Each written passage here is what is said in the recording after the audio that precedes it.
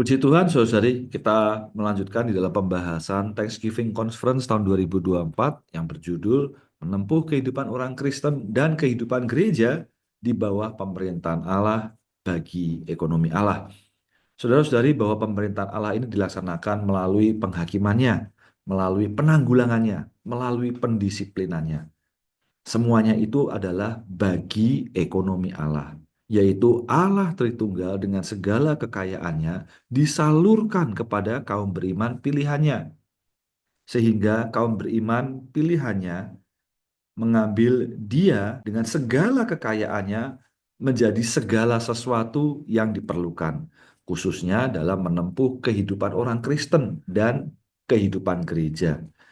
Semuanya ini, saudara-saudari, diambil dari surat 1 dan 2 Petrus, ya, atau surat-surat kiriman Petrus.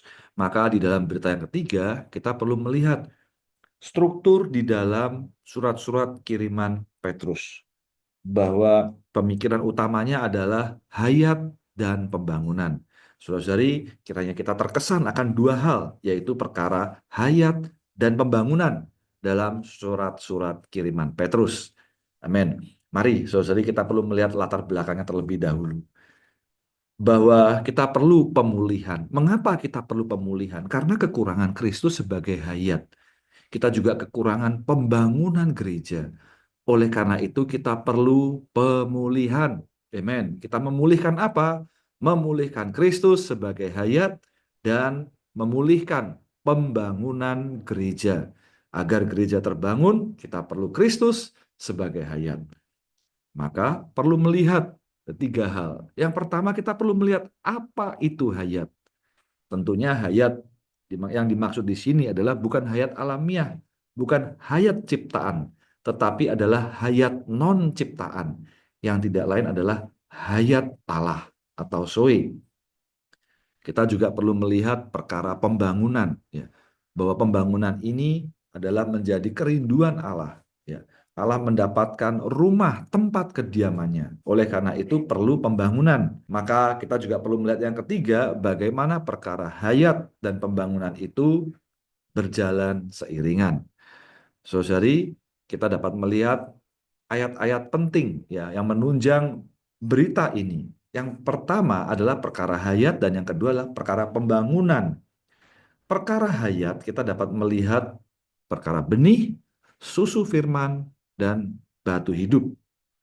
Puji Tuhan bahwa hari ini kita boleh ada bagian melalui benih yang telah ditaburkan.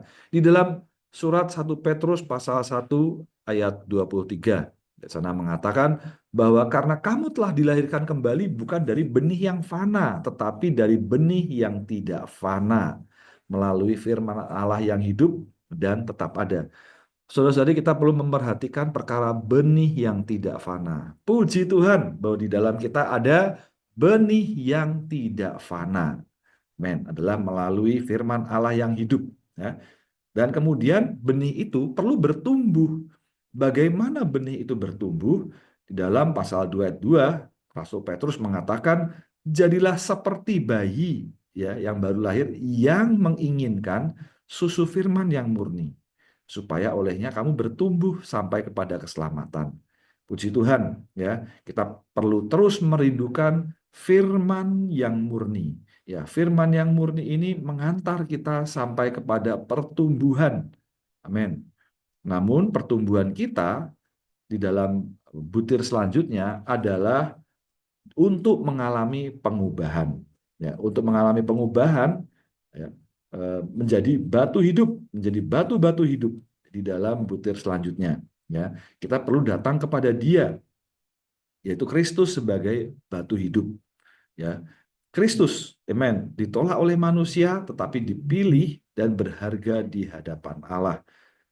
Dari perkara ini kita nampak bahwa perkara benih mengalami pertumbuhan sampai mengalami pengubahan atau transformasi menjadi batu-batu hidup. Dan akhirnya batu-batu hidup ini, amen, tidak hanya menjadi batu yang sudah mengalami transformasi saja, sehingga dapat dibangun bersama, menjadi rumah rohani.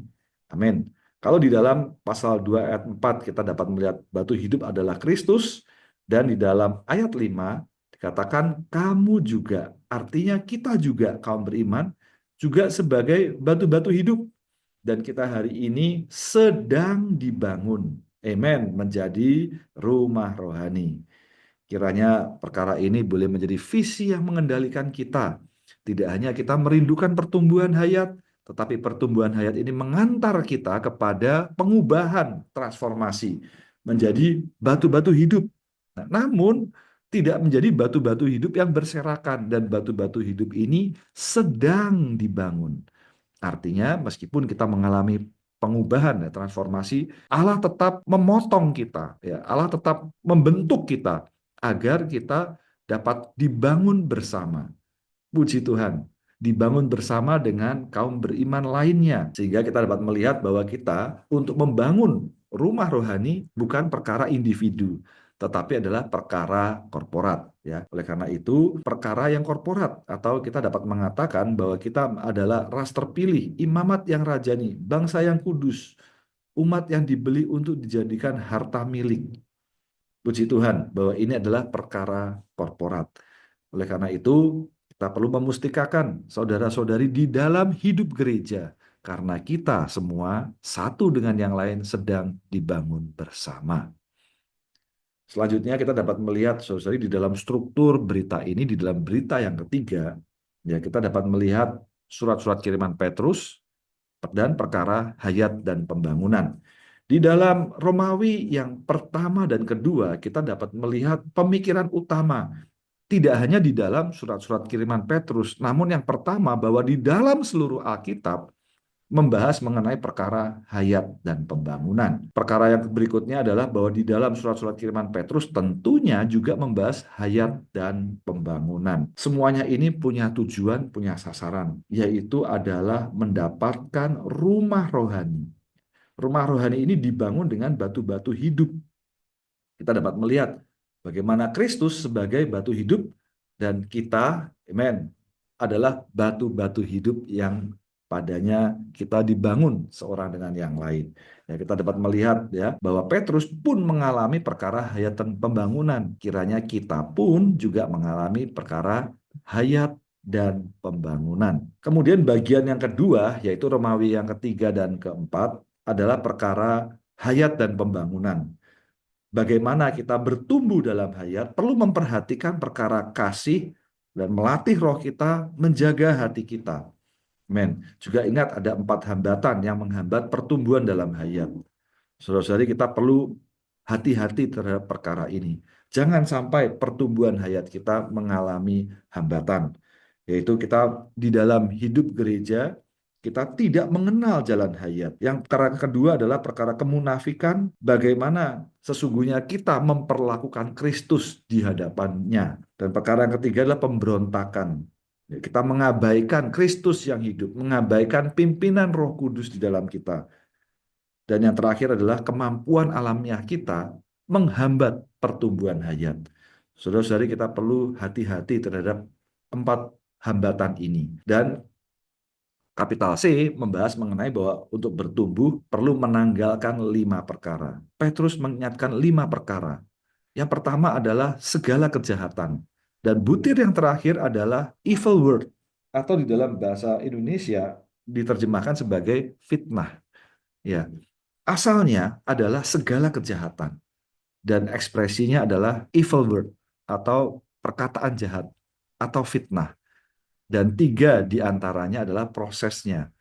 Saudara-saudari, kiranya kita meninggalkan 5 perkara kejahatan tersebut. Sebaliknya, di dalam kapital D, kita perlu bertumbuh dalam hayat melalui perawatan firman yang murni. Saudara-saudari, kita perlu mengejar firman yang murni. Setiap dari kita perlu mengejar bagian ini. Amin.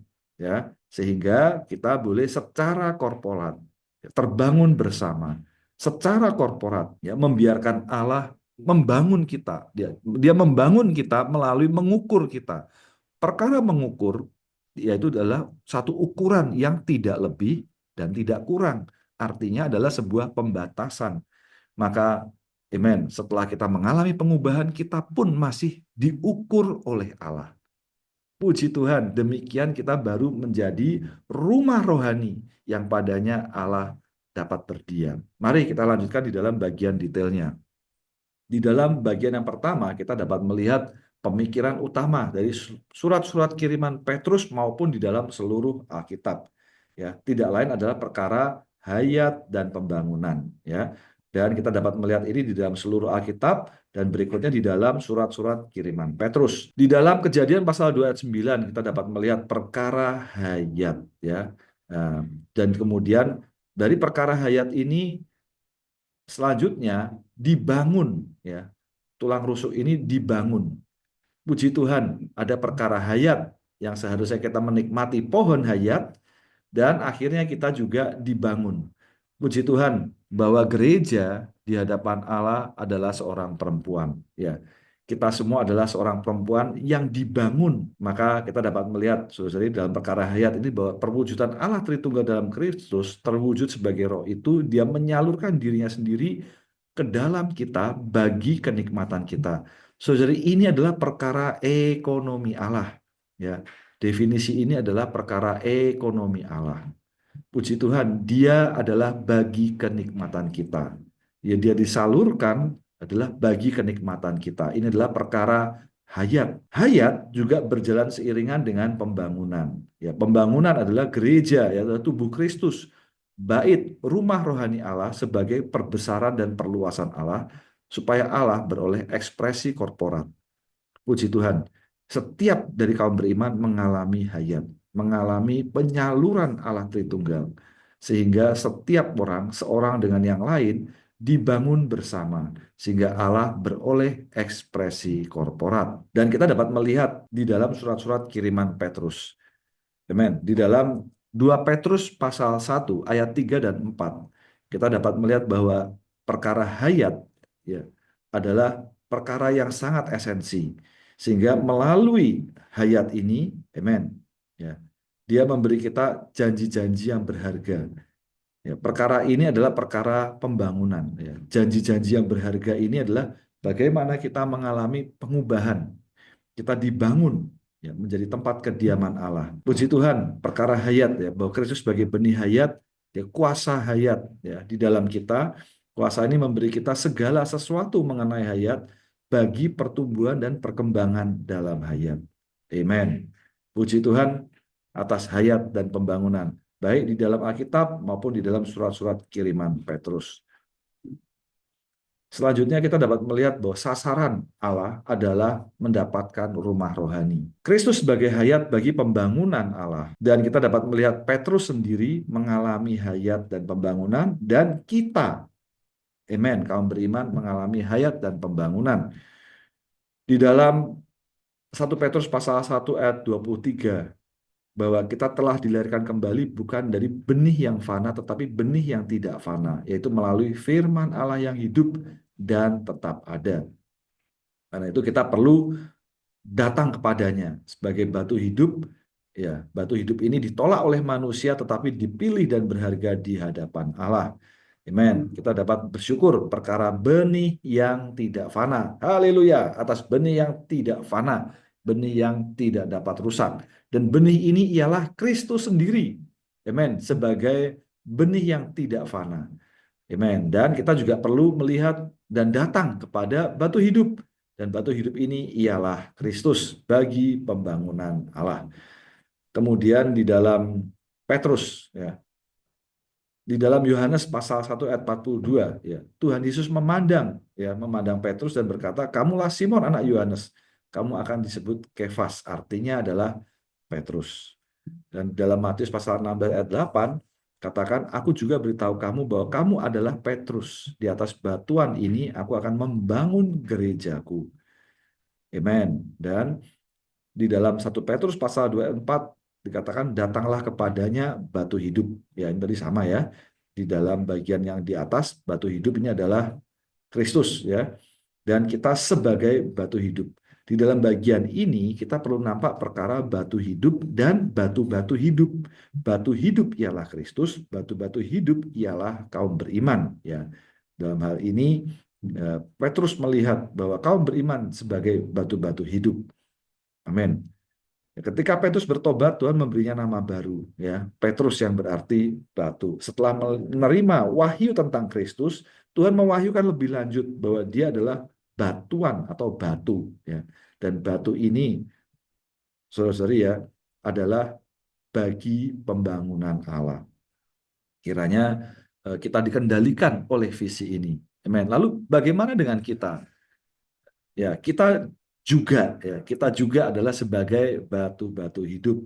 Ya, asalnya kita adalah tanah liat, ya, melalui kelahiran kembali kita beroleh benih hayat, kita bertumbuh, diubah menjadi batu-batu hidup, dibangun menjadi rumah rohani.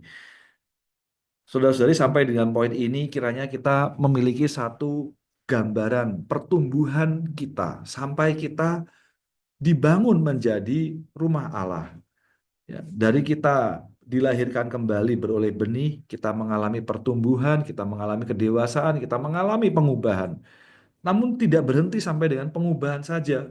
Dalam pengubahan ini pun Allah masih membentuk kita, ya, memproses kita. Batu meskipun sudah mengalami transformasi sebagai batu, namun Allah tetap memproses, membentuk batu ini, dibentuk, dibangun menjadi rumah rohani.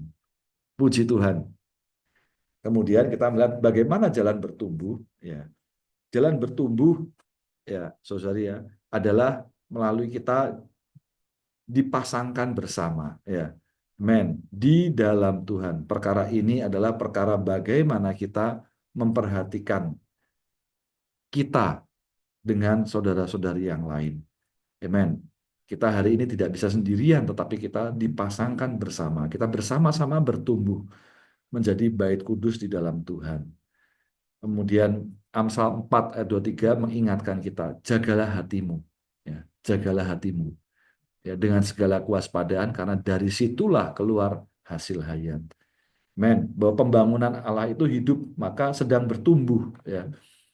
Pertumbuhan gereja yang sesungguhnya adalah pertumbuhan kaum beriman dalam hayat. Bahwa agar bertumbuh dalam hayat bagi pembangunan Allah, kita perlu mengasihi Tuhan, memperhatikan roh kita, dan menjaga hati kita. Kita tinggal dalam jalan hayat. Namun di aspek yang lain, saudara-saudari ya, setelah kita nampak jalan untuk bertumbuh dalam hayat, ya, kita perlu hati-hati dengan 4 hambatan yang menghalangi pertumbuhan hayat. Saudara, di sini kita perlu melihat bahwa di dalam 1 Petrus pasal 4 ayat 14, ya, perkara dicela dalam nama Kristus, ya. Sebab roh kemuliaan yaitu roh Allah memiliki perhentian atas kamu. Bahwa jika kita mau hayat Kristus tidak terhambat di dalam kita, kita perlu mengalami peremukan salib. Ya, kita perlu dicela dalam nama Kristus. Itu kematian pembunuhan Kristus dalam roh Kristus yang al-muhid sebagai roh kemuliaan, supaya hambatan-hambatan dapat ditanggulangi dan disingkirkan. Saudara-saudari, perkara ini mengingatkan kita bahwa kenapa kita hari ini perlu berada di bawah pemerintahan Allah, di bawah penanggulangan Allah, di bawah pendisiplinan Allah.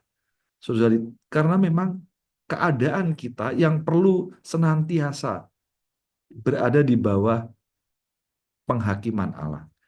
Kita menaruh diri kita dalam posisi yang demikian, sehingga roh kemuliaan ternyata melalui kita, ya, setelah kita mengalami peremukan, ya, setelah kita mengalami penanggulangan. Namun perkara yang menghalangi adalah karena kita tidak mengenal jalan hayat. Hati-hati, kita tidak mengenal jalan hayat, ya, tidak dengan Kristus sebagai hayat kita. Perkara yang kedua adalah kemunafikan. Perkara yang ketiga adalah pemberontak. Perkara yang keempat adalah kemampuan alamiah. Saudari, amen. Kiranya ini boleh menerangi kita. Ya, kita perlu berhati-hati. Ya, perlu membiarkan Kristus, ya, menerangi kita. Kristus sebagai yang utama di dalam hidup kita. Kita dicela dalam nama Kristus. Tidak lain adalah supaya Dia, amen, roh kemuliaan itu, roh Allah memiliki perhentian atas kita. Amin. Selanjutnya, saudara kita di depan memberi kita sebuah kata-kata dorongan, ya, yaitu melalui menanggalkan 5 perkara negatif. Saya bacakan, bahwa agar kaum beriman bertumbuh dalam hayat bagi pembangunan rumah rohani, Petrus mulai memberitahu kaum beriman agar menanggalkan segala kejahatan, segala tipu muslihat, kemunafikan, kedengkian, dan fitnah.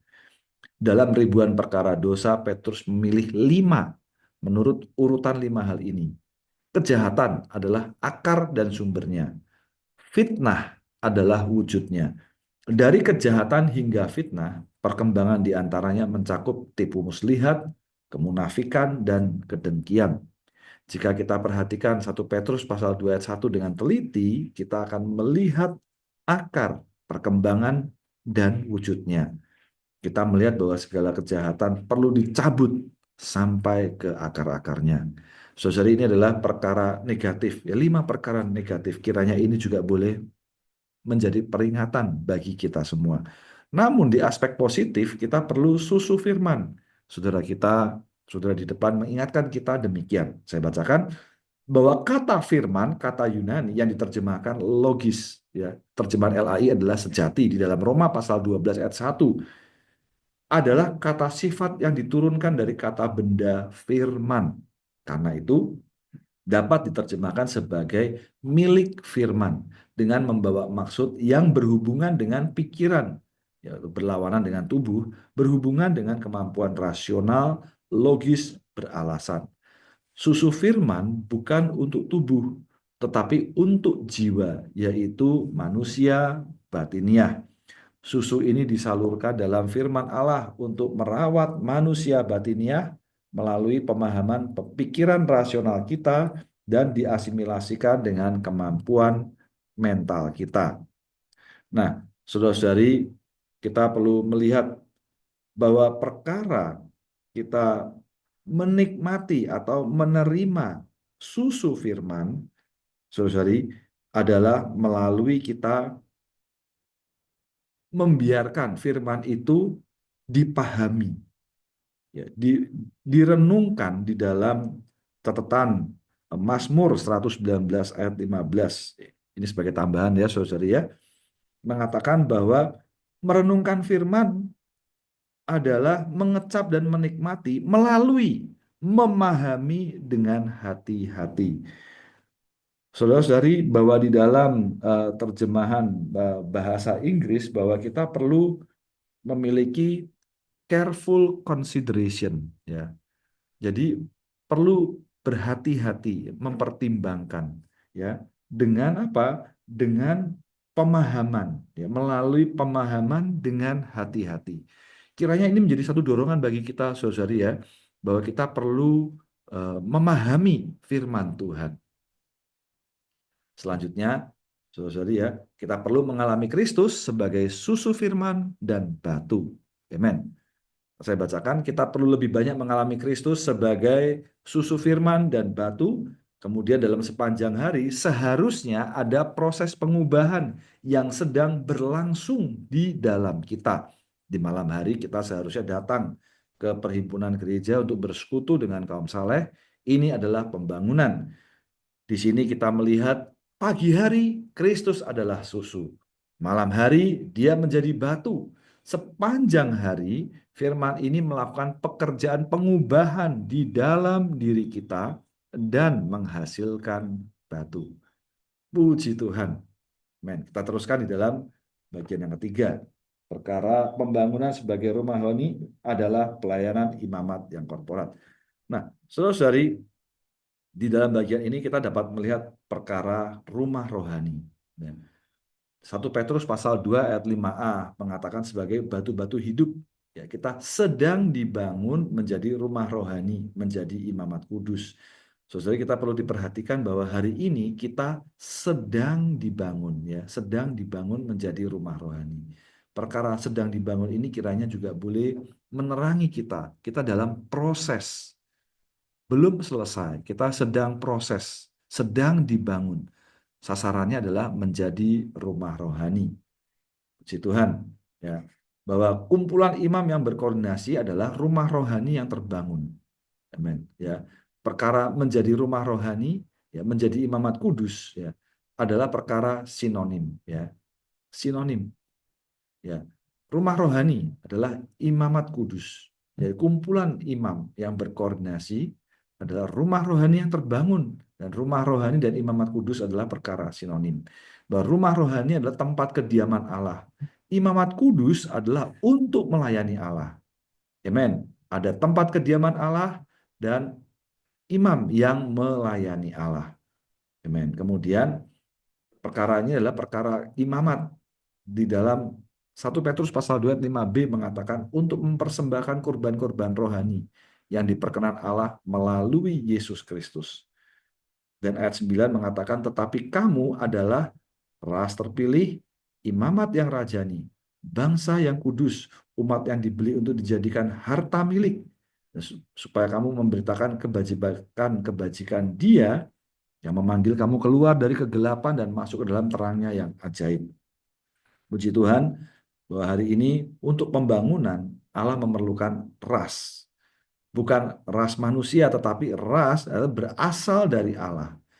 Allah juga memerlukan imamat, ya, sekelompok orang, ya, sekelompok kaum beriman yang telah dipilih, amen, untuk melayani Allah. Semua kaum beriman, ya, seharusnya adalah menjadi imam yang melayani Allah. Kemudian ada kerajaan adalah bagi Allah dan umat, ya, kemustikaan bagi Allah. Semuanya dalam arti korporat. Puji Tuhan, kita tidak bisa sendirian, kita dalam korporat bersama-sama dibangun. Perkara mempersembahkan korban-korban rohani adalah Kristus sebagai realitas segala kurban persembahan dalam perjanjian lama. Dan orang dosa yang baru selamat melalui pemberitaan Injil kita dipersembahkan sebagai anggota-anggota Kristus. Tubuh kita, pujian kita dalam hal-hal yang kita lakukan bagi Allah. Amin. Kiranya kita semakin mengasihi Tuhan. Ya, mengasihi Tuhan adalah melalui kita mempersembahkan, ya, melalui pemberitaan Injil kita, orang-orang dosa kita persembahkan kepada Kristus.